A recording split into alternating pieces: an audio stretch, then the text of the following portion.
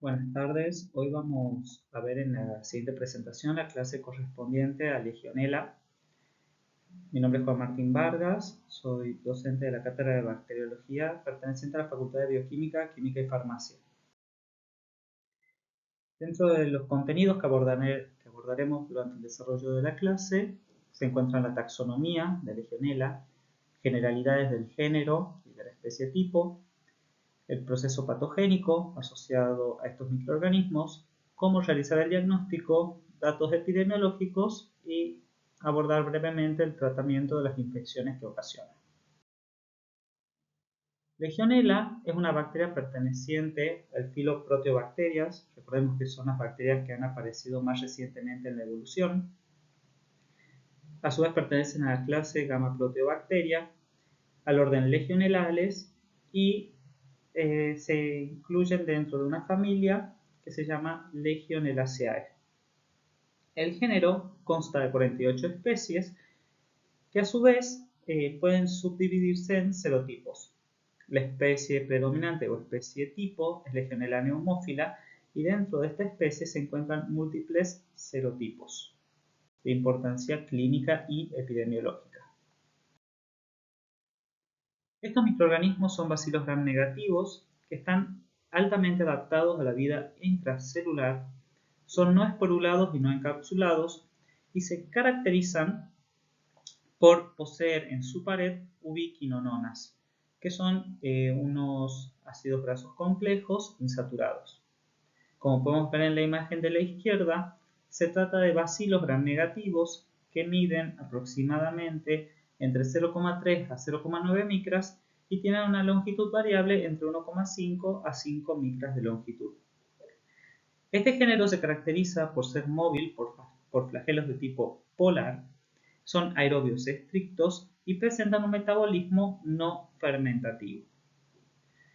Una de las principales características asociadas al género Legionella es su exigencia nutricional.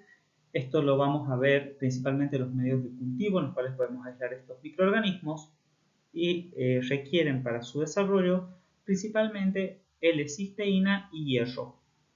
Por lo tanto, podemos considerar que las especies de Legionella no van a desarrollar en medios tradicionales como agar sangre o agar chocolate. Acá podemos ver otro gram y lo que podemos observar es que a las 48 horas, si realizamos una coloración de gram de una colonia sospechosa, vamos a ver bacilos o cocobacilos y a medida que pasa el tiempo y si realizamos una coloración de gram de una colonia a los 5 días vamos a observar unas estructuras filamentosas alargadas, siempre gram negativas. Esta morfología, esta diversidad en la morfología se denomina pleomorfismo y es característico de algunas especies bacterianas, entre ellas las Legionellas pneumófilas. Es importante saber que este género y esta especie pueden desarrollar esta morfología debido a que en las muestras clínicas, principalmente en las muestras respiratorias, podemos ver que coexisten las formas filamentosas con las formas bacilares y cocobacilares. Entonces, observar en un gran directo de esputo este tipo de morfologías tiene un gran valor diagnóstico. Otra característica es que su hábitat principalmente son las aguas ambientales no tratadas, pero principalmente son las reservas de agua no cloradas o cloradas de forma ineficiente. Recientemente se ha observado que Legionella es capaz de internalizarse en las amebas que se encuentran en los tanques donde la cloración ha sido insuficiente y proliferar dentro de las vesículas, dentro de las amebas, para posteriormente lisar a la ameba y liberarse al medio. Otros autores postulan que además de este mecanismo de supervivencia, Legionella es capaz de integrarse a los biofilms que pueden elaborar otros no fermentadores, como por ejemplo Pseudomonas aeruginosa, y de esta forma protegerse de las situaciones adversas y adquirir los nutrientes que les son limitantes para su desarrollo.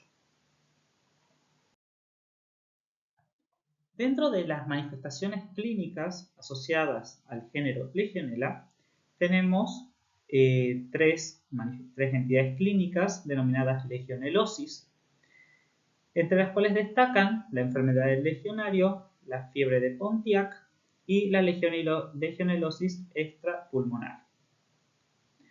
Hay que tener en cuenta que estas tres entidades clínicas difieren clínica y epidemiológicamente y se las encuentra agrupadas dentro de lo que se denominan neumonías atípicas, es decir, aquellas neumonías en las cuales el paciente sufre un deterioro respiratorio progresivo acompañado de malestar general. La enfermedad del legionario es la forma más común en la cual se presenta y es una neumonía aguda grave que habitualmente requiere hospitalización y se asocia también al tratamiento de forma de apoyo. Está asociada a brotes y a epidemias en algunas regiones. Por otro lado, se encuentra la fiebre de Pontiac. La fiebre de Pontiac es una forma leve de la enfermedad del legionario que es similar a un cuadro pseudogripal leve y tiende a autolimitarse. Esta es la razón por la que la epidemiología de las neumonías atípicas ocasionadas por legionela se encuentran subnotificadas. En este caso, las manifestaciones clínicas están asociadas a la respuesta inmune a la endotoxina que se encuentra en la pared celular de la bacteria y, como les indiqué anteriormente, es una enfermedad subnotificada. Por último, se encuentra la legionelosis extrapulmonar, que es sumamente infrecuente, pero es también, así como es infrecuente, es extremadamente grave. Se encuentra principalmente asociada a pacientes inmunosuprimidos y, a diferencia de los cuadros anteriores, suele manifestarse como una endocarditis en el caso de los adultos, afecciones neurológicas o falla multiorgánica. En estos casos, las manifestaciones clínicas no necesariamente se asocian con la presencia de una infección respiratoria. Hay que tener en cuenta que el principal factor de riesgo para adquirir cualquiera de las entidades clínicas previamente comentadas es haber estado de viaje o haber estado presente en una zona endémica. Esto se debe principalmente a que al realizar viajes uno se puede alojar en hoteles o en otro tipo de alojamientos con sistemas de agua maltratados, ya que se ha visto que la enfermedad del legionario está íntimamente relacionada con la visita o la permanencia en hoteles, complejos turísticos o cruceros, así como también el uso de jacuzzis, duchas comunitarias. Así como se ha identificado que esta es la fuente de adquisición de la infección, hay que tener en cuenta que al realizar un correcto tratamiento de agua y un control y mantenimiento de las instalaciones se podrían prevenir estos cuadros infecciosos. Entre otros factores de riesgo que se encuentran asociados a legionela, podemos también nombrar la edad a partir de los 50 años. La mayoría de los casos están asociados al sexo masculino y cualquier otro tipo de comportamiento o actividad que pueda irritar la mucosa respiratoria, como el tabaquismo. También se ha observado una mayor frecuencia de legionelosis en pacientes con enfermedades crónicas de tipo pulmonar, así como también insuficiencia renal crónica o diabetes, también en pacientes trasplantados o con comorbilidades principalmente de tipo neoplásica. Otro grupo de riesgo son aquellos pacientes inmunosuprimidos que habitualmente se encuentran frecuentando los centros sanitarios. Entonces, la legionelosis, vamos a hablar de que se trata de una afección que puede afectar tanto a individuos en la comunidad como en el ambiente nosocomial, y en ambos entornos puede ocurrir en forma de casos esporádicos o asociados a brotes epidémicos.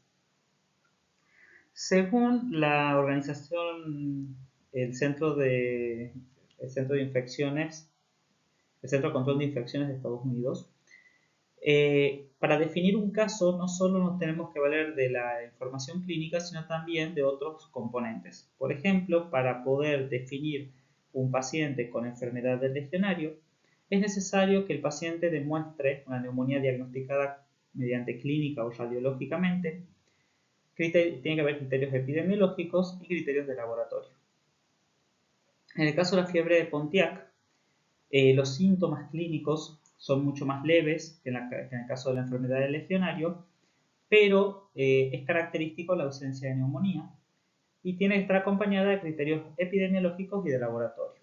Y en el caso de la legionelosis extrapulmonar es evidenciar o documentar la presencia de legionela en algunos de los órganos en los cuales podría acantonarse y producir sus afecciones.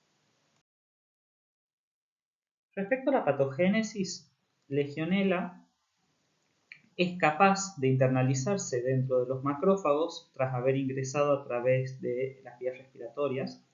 Una vez que llega a los macrófagos alveolares, se acantona dentro de vesículas y cuando estos macrófagos se desplazan o trasladan atravesando el epitelio respiratorio, a través de la sangre pueden llegar a diferentes órganos y producir los daños multiorgánicos.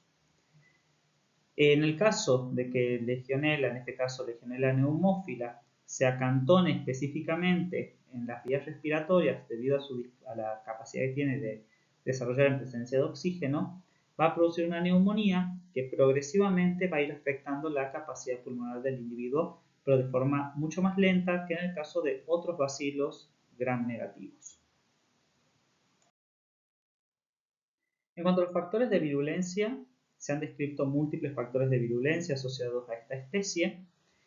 Esta especie se caracteriza porque presenta sistemas de secreción tipo 1, 2, 3 y 4, que como nosotros ya lo hemos estudiado en otros microorganismos, son sistemas encargados de eyectar dentro de las células del organismo humano moléculas efectoras que van a modificar el comportamiento de las células epiteliales que integran la mucosa.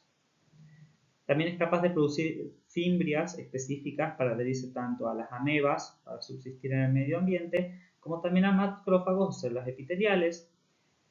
Presenta los receptores para poder incluirse en los biofilm polimicrobianos que se pueden desarrollar en el agua, en las superficies o incluso en algunos tejidos. Es una bacteria que tiene mucha avidez o necesidad de adquirir hierro y zinc, por lo que ha adquirido y desarrollado múltiples sideróforos para poder adquirir estos elementos esenciales, y produce a su vez inhibidores del sistema del complemento para evadir la respuesta inmune innata. Un factor de virulencia sumamente importante es el MIP, que es un factor potenciador de infectividad en los macrófagos que le va a permitir subsistir dentro de las vesículas. A su vez, las legionelas son capaces de producir unas vesículas que se encuentran formadas por parte de su pared extracelular y que contienen a su vez en su interior moléculas efectoras que van a entorpecer el funcionamiento del sistema inmune y van a exacerbar la respuesta inmunitaria. Es muy importante a la hora de realizar el diagnóstico, tener en cuenta todo lo comentado previamente, por lo que podemos decir que la legionelosis es una enfermedad elusiva para el diagnóstico. Es sumamente importante la pronta sospecha clínica y epidemiológica junto con el abordaje diagnóstico, que tiene que incluir varias metodologías para poder realmente conocer la incidencia real de la enfermedad.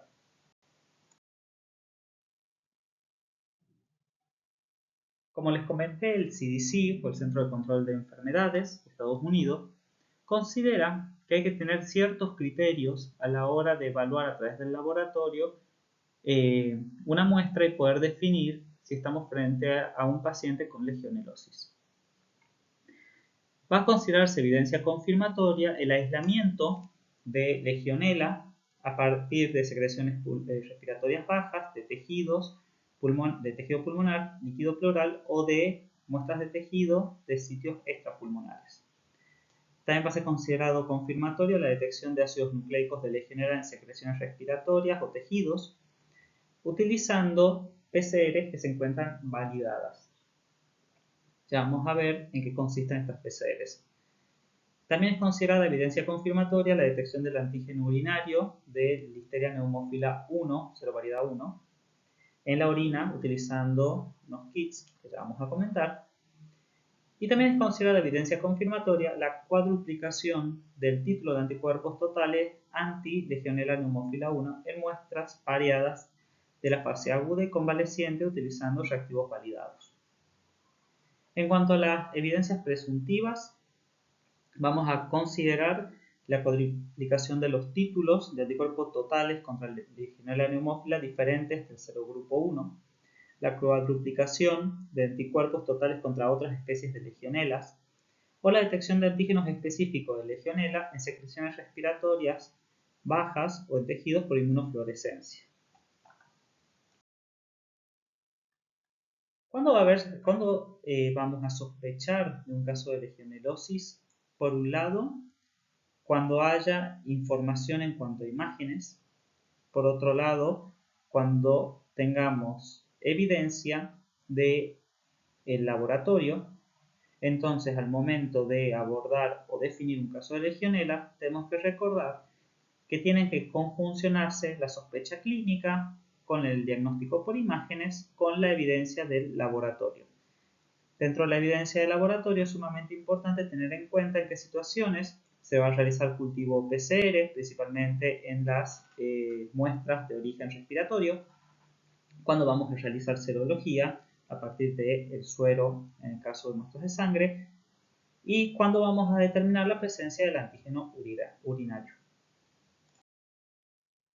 Entonces, teniendo en cuenta lo expuesto anteriormente, las pruebas de laboratorio de carácter confirmatorio incluyen la detección del antígeno urinario a partir de tiras inmunocromatográficas, la evaluación de la seroconversión, el cultivo, que es el método gold estándar, y el uso de PCRs o reacción en cadena de polimerasa, pero que se encuentren validadas por algún ente normatizador.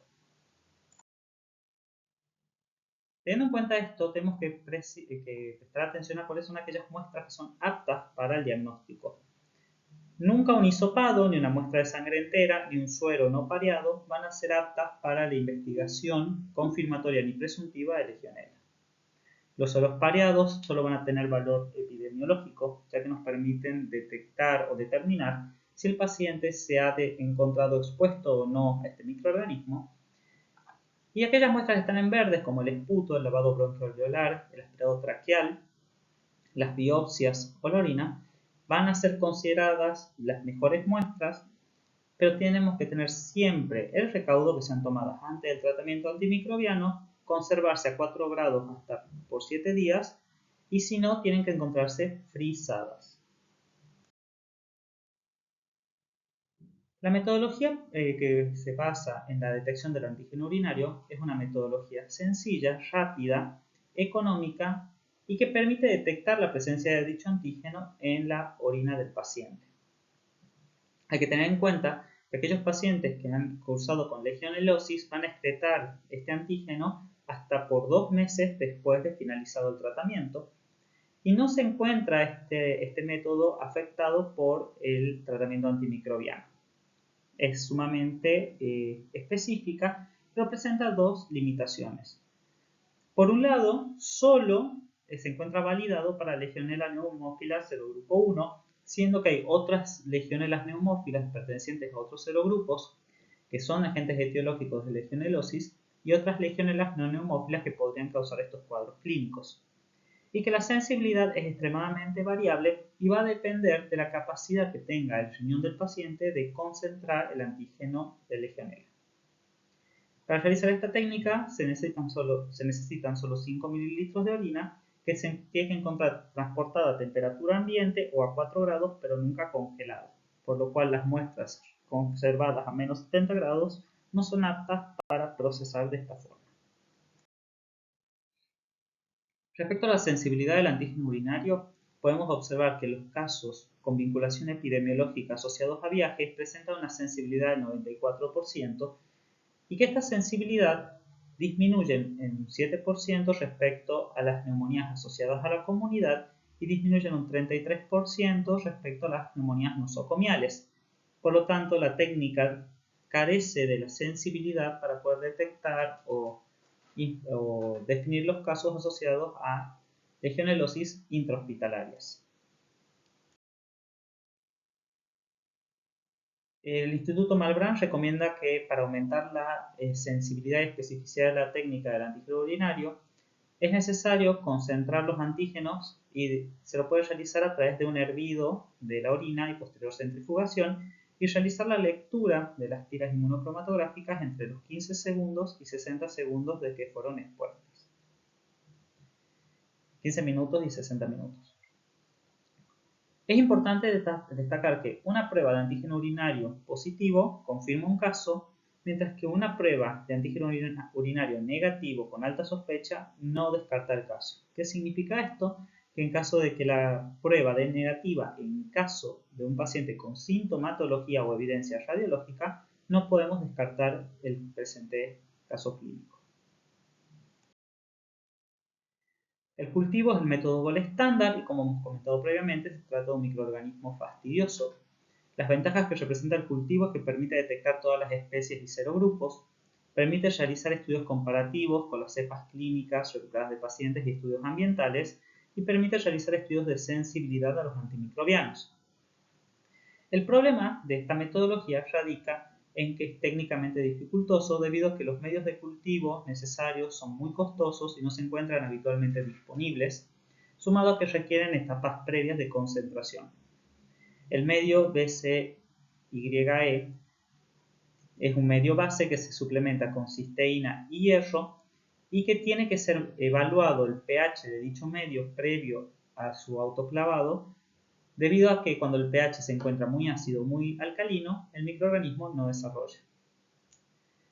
Otra característica es que para observar el desarrollo de colonias es necesario incubar la placa por 3 a 5 días y de esta forma podemos recuperar estas colonias aisladas, pero es importante incubar estas placas en una atmósfera húmeda debido a que de lo contrario este microorganismo no es capaz de desarrollar. Para poder realizar esta metodología hay que tener presente que el personal tiene que recibir entrenamiento por parte del Laboratorio Nacional de Referencia, se tiene que trabajar en cabina de bioseguridad y que si bien en esta imagen, en esta fotografía, se observan que las colonias son todas similares, debido al pleomorfismo que presenta este microorganismo, entre los 3 y 5 días se pueden observar diversos tipos de colonias que corresponden al mismo microorganismo y pueden desorientar al personal inexperto. Para el cultivo, como muestras aceptables, se encuentran principalmente el lavado bronquiolveolar, el líquido pleural, el aspirado traqueal y el esputo. Este microorganismo es sumamente sensible a la presencia de los antimicrobianos, entonces hay que considerar realizar la siembra previo al tratamiento antimicrobiano. Hay que seleccionar el momento en el cual se realice la toma de muestra.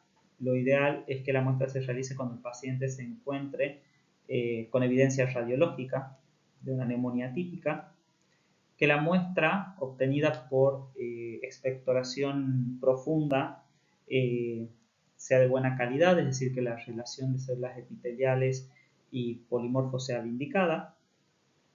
Y en el caso de muestras ambientales o muestras de esputo con mucha mucosidad, es necesario hacer un tratamiento previo con agentes mucolíticos o con agentes ácidos que puedan disminuir la microbiota acompañante y la mucosidad en el caso del esputo. Legionella es idealmente identificable a través de MALDI-TOF, la identifica correctamente a nivel de género y especie, y en esta placa que se encuentra en el cuadrante superior derecho podemos observar la diversidad de morfologías que pueden desarrollar a partir de una muestra de esputo. Entonces es sumamente necesario que el personal cuente con formación y entrenamiento para el aislamiento de este microorganismo.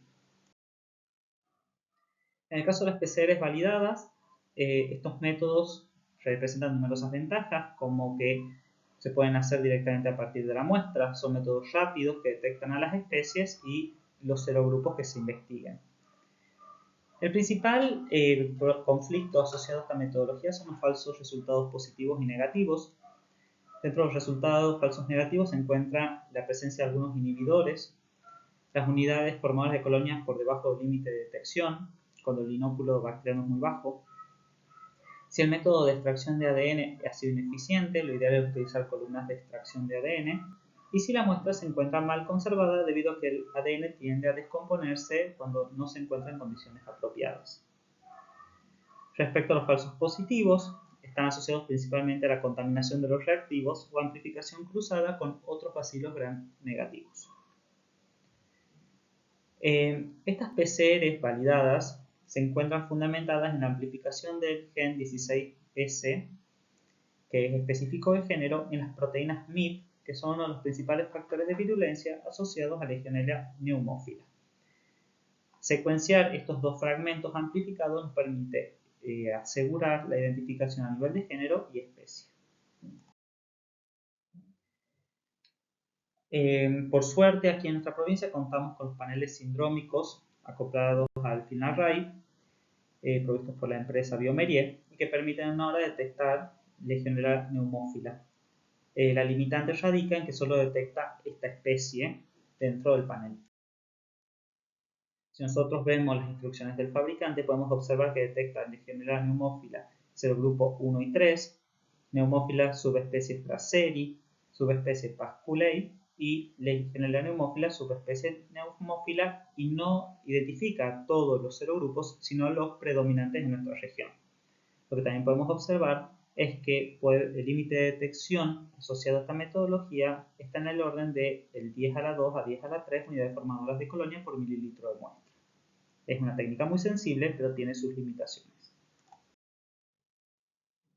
En el caso de la PCR convencional, consiste en amplificar esos genes MIP y el gen asociado al 16S y luego posteriormente hacer la secuenciación. Por último, en el caso de la seroconversión, es útil para confirmar casos probables utilizando 2 a 3 sueros. Está principalmente reservado para estudios de carácter epidemiológico, no para estudios de carácter diagnóstico, y permite confirmar casos esquivos por otras metodologías, es decir, aquellos casos en los cuales el paciente ya ha recibido tratamiento y el cultivo no es eficiente, o aquellos casos en los cuales las muestras respiratorias no han sido debidamente conservadas.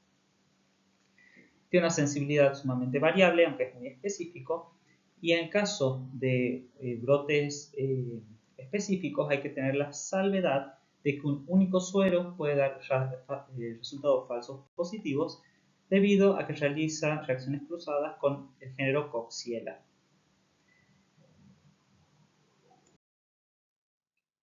Desde el año 2016 al año 2021 en Argentina se han estado realizando estudios epidemiológicos asociados a este género. Entre 93 casos sospechosos con criterio clínico, es decir, casos de pacientes con neumonía, 47 fueron investigados evaluando el antígeno urinario, 15 utilizando el antígeno urinario más la seroconversión y 31 utilizando el antígeno urinario y el cultivo de la muestra respiratoria. Podemos observar que de los 47 casos evaluados utilizando la muestra de orina, solo un caso fue confirmado de neumonía asociada a la comunidad, mientras que en el caso de aquellos en los cuales se cultivó la muestra respiratoria y se realizó la determinación del antígeno urinario, 12 casos pudieron ser confirmados. El Instituto Malbrán evalúa el impacto de la incorporación de métodos moleculares automatizados al manejo de la legionelosis. Todos los cultivos de Legionella pneumófila de material respiratorio con un FilmArray positivo a las 24-48 horas se encuentran recomendados dentro de las guías de manejo en los hospitales. Entonces, en base a toda esta información clínica y epidemiológica, proponen como algoritmo de investigación de neumonía sospechosa partir del antígeno urinario frente a un antígeno urinario positivo acompañado de clínica del paciente coincidente con una neumonía típica por Legionella, considerar el caso como confirmado y notificar a través del CISA y derivar material respiratorio para cultivo al Instituto Malbrán. En caso que el antígeno urinario sea negativo pero haya fuerte sospecha desde el punto de vista clínico, realizar FilmArray o PCR y secuenciación. En caso que sea positivo, notificar al CISA y derivar el material respiratorio para cultivar y también los sueros pareados. Mientras que si la PCR o el FilmArray dan negativos, tomar los sueros pareados, derivar material respiratorio al Malbrán y considerar estos casos como de alta sospecha, siempre apoyándose en el criterio clínico y radiológico. Epidemiológicamente hablando, en la provincia de Tucumán tuvimos en el año 2022 un brote de Legionella identificado como una causa de neumonía en Tucumán, que fue reportado por múltiples medios de comunicación nacionales y también por la Organización Panamericana de la Salud, lo cual alerta la necesidad de su búsqueda y su correcto abordaje.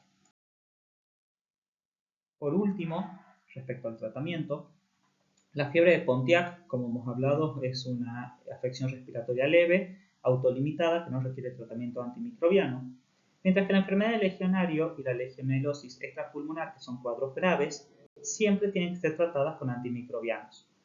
Y el tratamiento va a estar condicionado por los niveles séricos de hemoglobina, es decir, la disponibilidad de hierro a la cual pueda acceder esta bacteria.